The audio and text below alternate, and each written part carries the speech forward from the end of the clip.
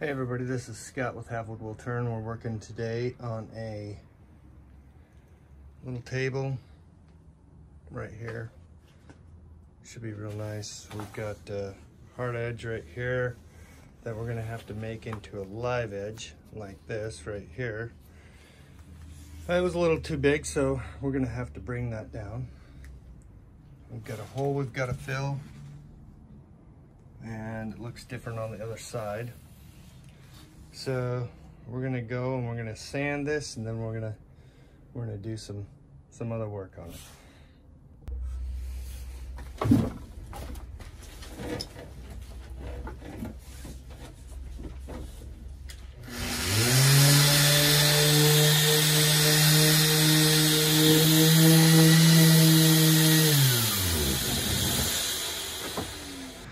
All right, now that we've sanded for a bit, I want to stop and show you a couple things.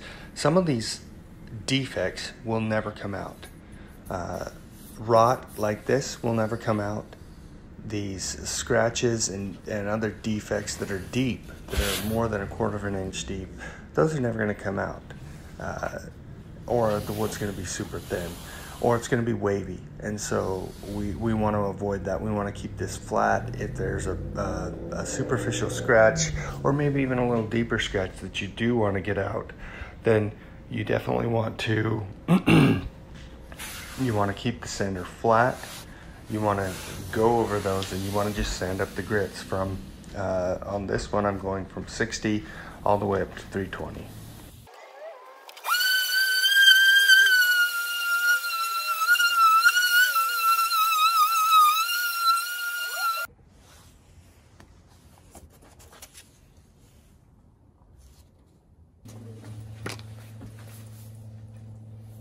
$60 grit, done. Moving on to 80.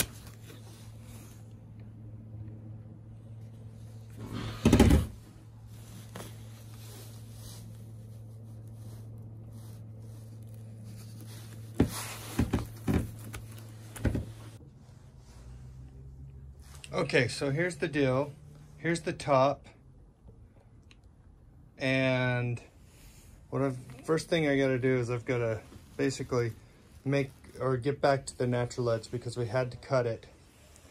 So I'm gonna make all that natural edge, and then I'll have to cut this on the top. But you can see the top's a lot better. The reason why we chose this as the top is because there's a lot more solid wood. Some of this, when you're sanding, you're just not gonna get out all of the, especially when you're using wood that's been reclaimed. Sometimes you're gonna have, and one that's got a lot of, sometimes you're just not gonna get all that out. So, but it'll still, I mean, this wood is gonna be absolutely gorgeous. So it's worth it. It's definitely worth it. So first things first, I'm gonna grind this edge, get the natural edge going back on, and then, and I'm just gonna kind of try to follow the profile right here. I'm gonna follow the profile, and then kind of carve a new profile on this one. Before I carve that new profile, I gotta measure it and make sure that it's the right size.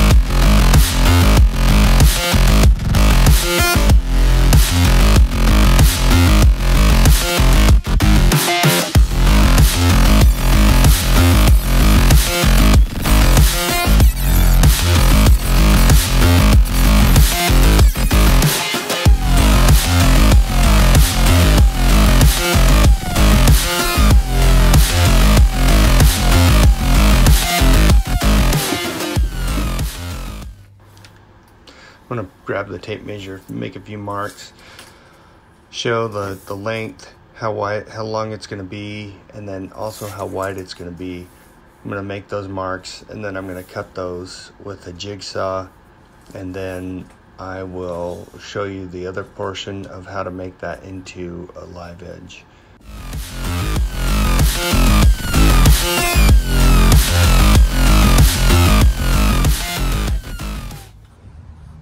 Okay, so what we have here is a live edge look,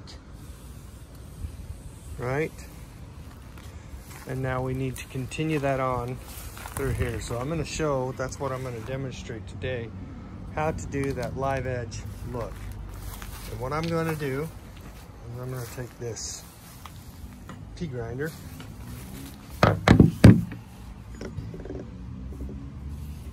It's basically just an angle grinder. And we're going to take and we're going to grind this edge.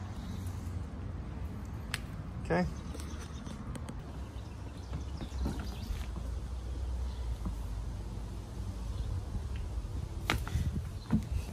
So the main thing you want to do here is you want to basically keep that slope like you've got the natural edge. So we're going to basically keep that profile, but on some of this where we had to cut in to make it fit for the customer, I'm going to go ahead and round that off, and you can see that by where I've cut it. So, and this grinder does a fantastic job. So,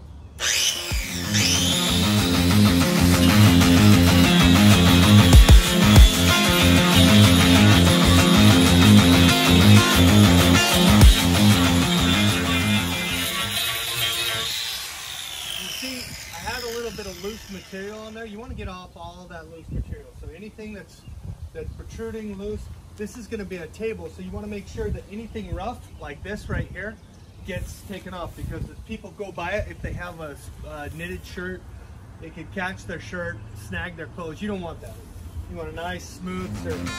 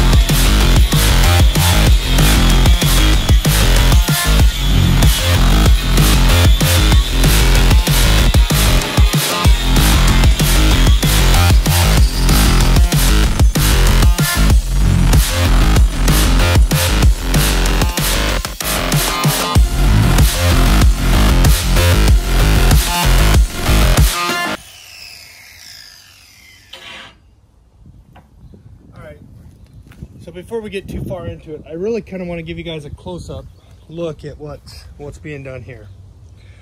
So if you take a look at this, I'm going to see if I can get a different view. You'll see that it slopes down here. Now this is the edge that I was working with. It's a hard edge, and all you're doing is knocking that down probably between 1/2 inch and 3/4 so it curves over. And the same thing, and it's okay right here. Notice it goes purple. I'm just trying to keep the outside shape of the wood, okay? So really it's all about just kind of keeping the natural profile of the wood. And if you need to, keeping the natural profile of the wood, if you need to change the shape, you can do that, and you can do it. And you'll see here I've smoothed this off, so you're not going to run into anything. Very natural edge, and it's still smooth, so it still gives the look of it. It looks all right. So let me go ahead and finish this edge right here up, and then we'll sand her. Okay. So you'll notice here that the profile is completely different in certain spots, and that's okay. Here I've got a little bit more grind, there I've got a little bit less. This is a natural edge, so we're not trying to get perfection, okay? That's part of the natural edge. All right, shifting gears. We're finished with this. Now we're gonna move to the sander. You'll see that I've filled some of these with black resin, and that stuff's gonna be sanded down. I am gonna hit that a little bit with the sander because it's pretty proud. So I'll knock it down just a little bit. Any of these that are super high, But that stuff should get knocked down pretty quick, and then we'll get after it. But because my gimbal died, I'm gonna go ahead and pause it, and we'll hit that and then get back after it. Okay, so here's the deal with that. You want to make sure that you're knocking that down, but you're not actually hitting the wood. This wood is kind of thin, and so I want to preserve as much of that as possible. So if I have to sand a lot longer, then so be it. I'll sand a little bit longer. So anything that's unless it's super proud, I'm going to go ahead and sand that off with 60 grit sandpaper. So now that I'm at that point, I'm going to go ahead and get out the sander, and we'll go ahead and do that sanding piece. All right, so here's the deal. As we are going, we're going to go ahead and start with 60 grit, and we're going to move to 80 grit. Once we've got all the scratches out with 60 grit, we're going to move to the 80 grit, and then we're going to go to the 120, 180, 220, and depending on how it goes, I might go up to the 320, but and we actually will go up to 320.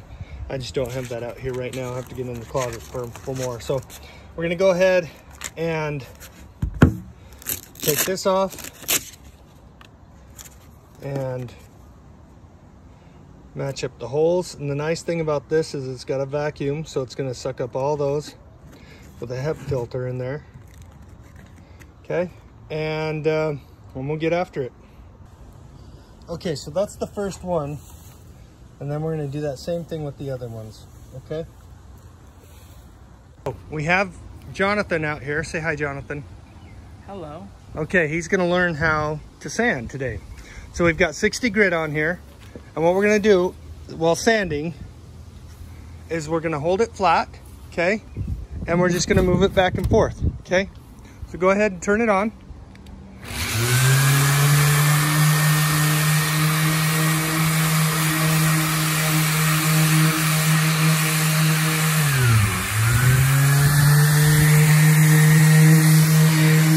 Push that button in and it'll stay. You're doing a great job.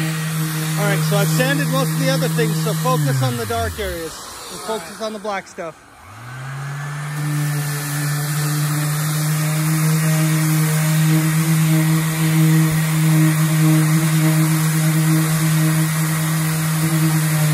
You don't have to push. Just let it do its own work. It's coming off. Go to another spot. You don't want to stay in one spot too long.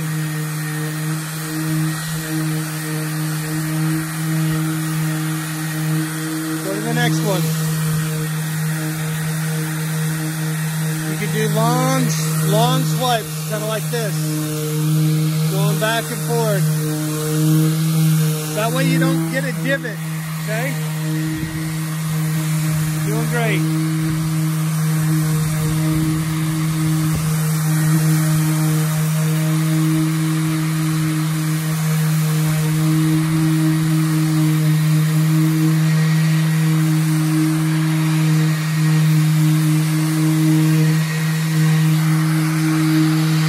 So now what I'm going to do is I'm going to take and I'm going to show you how to sand the edge here, okay?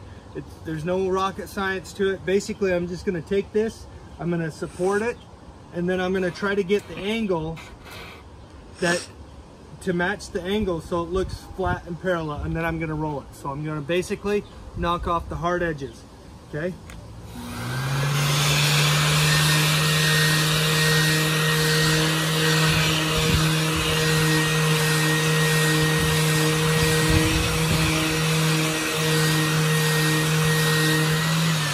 Okay, so now if you look at that, I didn't sand that for that long, but what I wanted to show you is, just a second, let me sharpen my pencil. Dad, you're so cool, you've got a pencil sharpener on your head. I know, it's a real thing. It's a real thing. It's pretty awesome. Let me clean off my glasses right here. And look at this. I have a little spot. Ah, my eyeball! Just kidding, it wasn't even my eyeball. Look at that. Look at that. Who's cool now? You can't teach that. Actually, you can, and I do. Okay, so come closer. So if you look right here, it's a little hard to see. I'm gonna rough it up. Okay, some of this is grain that goes down, but some of it is scratches from the blade, okay? So you'll see these right here, these are easy to identify, they're scratches. These ones are not as easy to identify, but they're still scratches, okay? So what I'm gonna do is I'm gonna go back over that, but you can see how I'm starting to take out those grooves.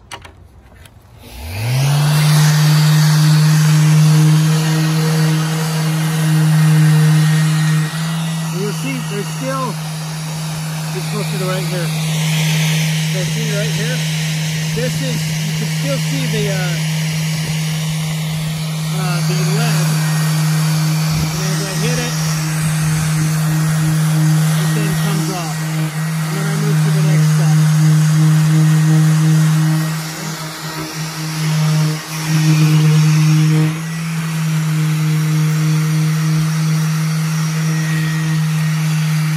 Try to do as much with the rougher grits, the 60 grit.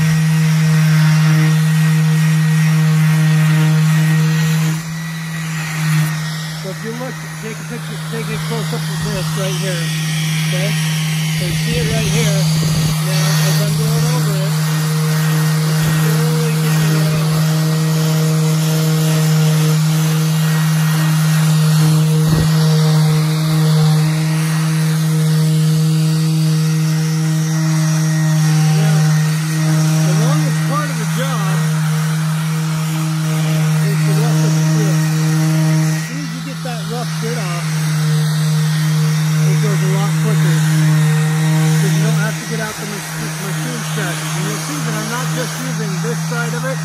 I'm using whatever side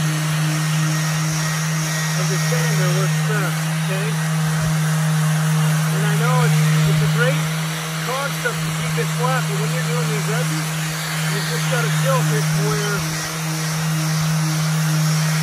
you can get it in and it gets those scratches out.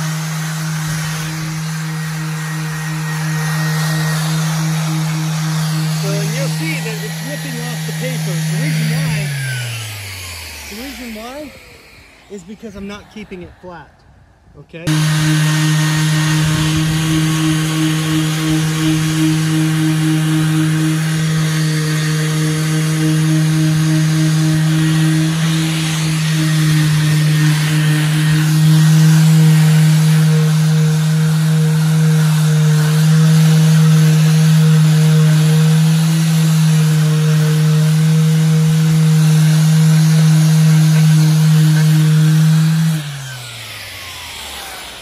Thing, even though I'm destroying this bit,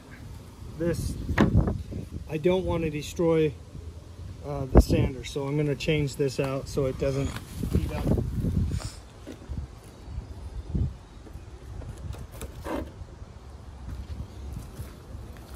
Thank you. Take a picture of that. All right, so we match the holes. Okay. So we have a vacuum on this, and we continue on.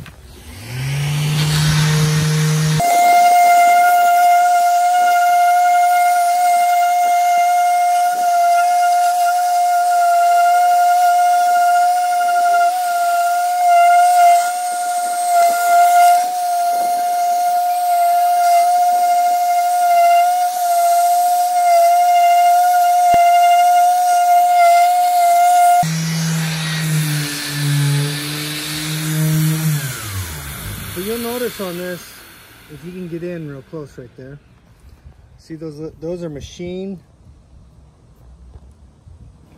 Those are machining. This is from the sander, okay?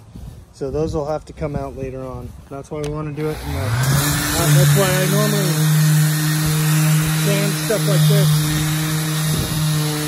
outside so that, and I don't push really hard when I have my 60 grit sandpaper on there, because being that this is a softer wood, it scars the wood quite a bit.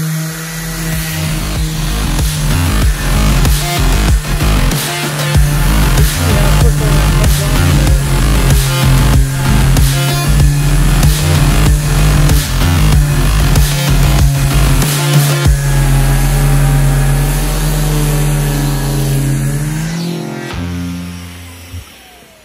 like we're sanded up to there. We've sanded from right here to basically right there, and the other side was already sanded. So let me get this other part.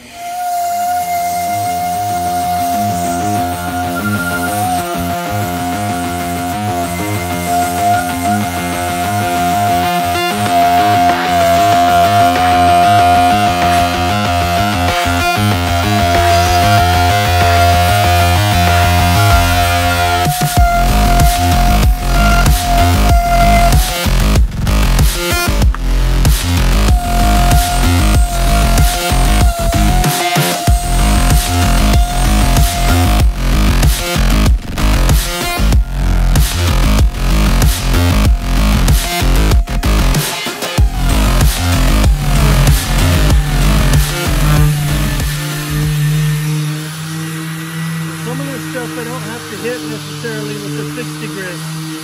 That's going to come out with the 80 and with the 120. I don't want to dig holes in this thing.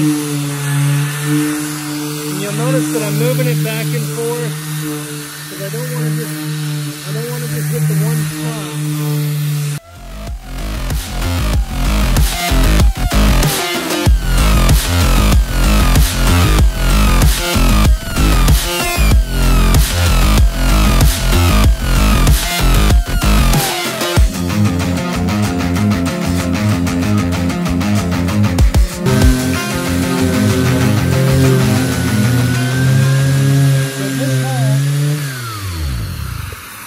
This hole in particular goes all the way through, so I want to make sure that I don't dig in it. I just keep it flat going across it, and some of these other scratches that need to come out will come out.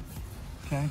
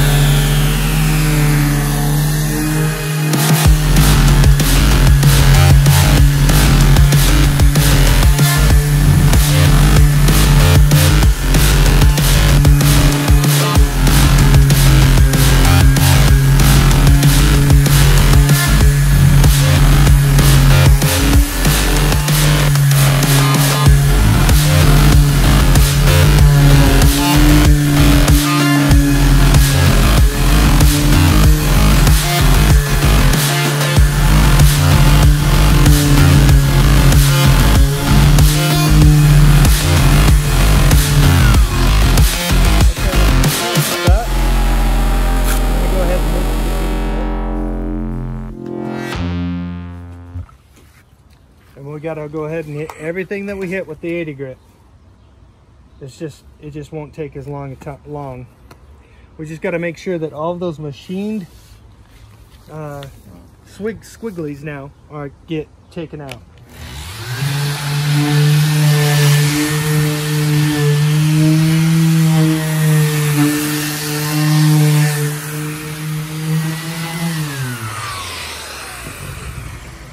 So another thing that people do is they'll do something like that just shows that you hit the whole entire piece, because it's hard to tell sometimes if you've hit everything.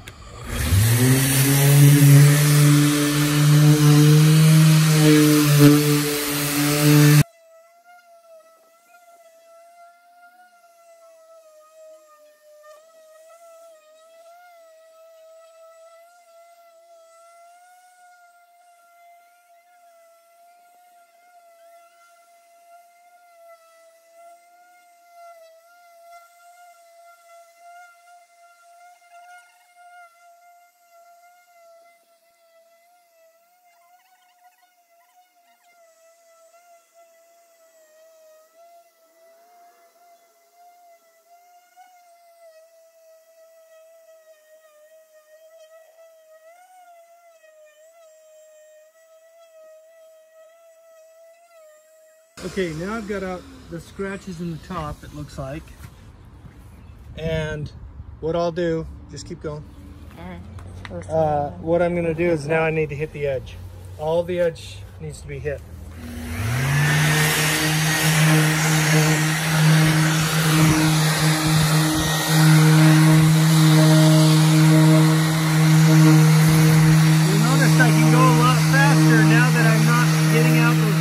scratches. Now that it's already been smoothed out, but if I do find somewhere that hasn't been got, like that spot right there, I can hit it real quick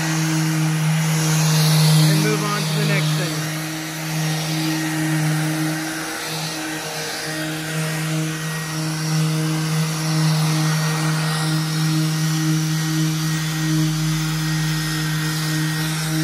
A lot of these scratches you may not be able to see until you get all the way until 220 grit, or maybe even 180 grit. And that's fine. When you see them, you just gotta spend a little bit extra time taking those out. Back to doing business.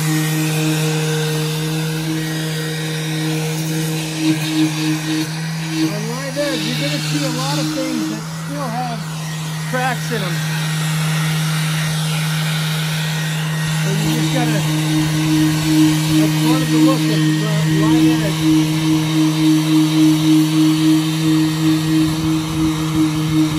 main thing is just make sure that you hit every spot. Having good light is key.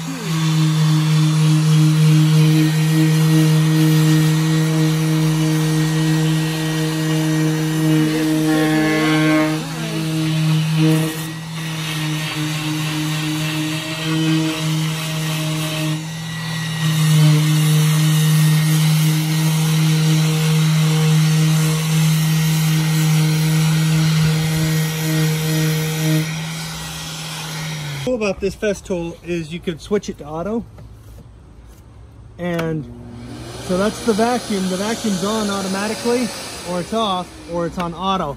So when I pull the trigger on this, it'll put it into the vacuum, and it'll suck up all of the stuff.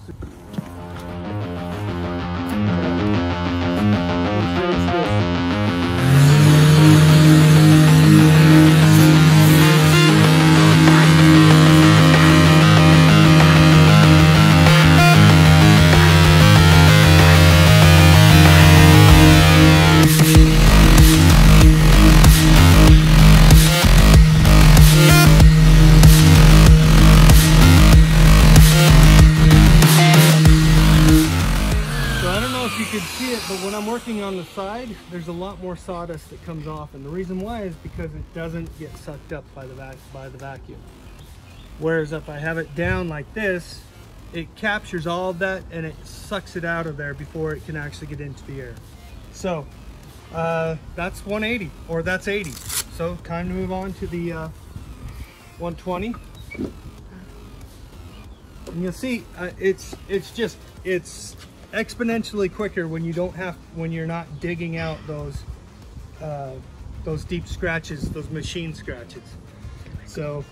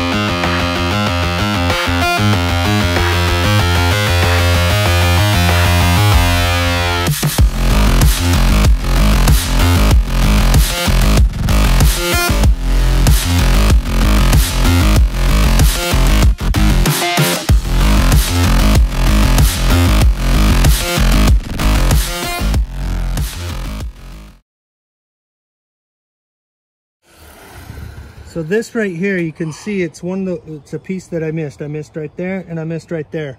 That's totally fine. You just got to spend a little bit more time with it. But once you identify it, just make it go away.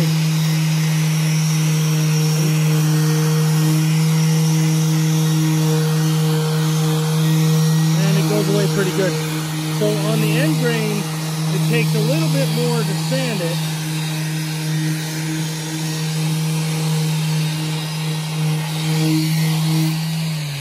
Okay, and that's 120.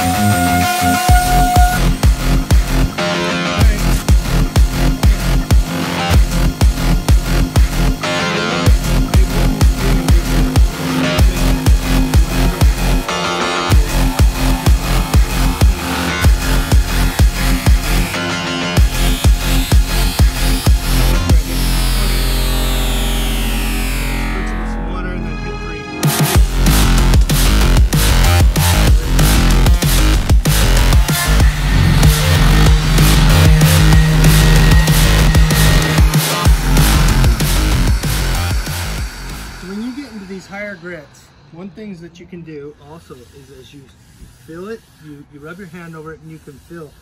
Also, one of the things you want to use light, because if you come over here and look, I can show you.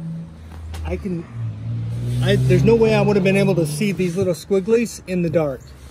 Okay, so you got to make sure you're using good light and that you're looking over it closely, or you're not going to be able to get those squigglies.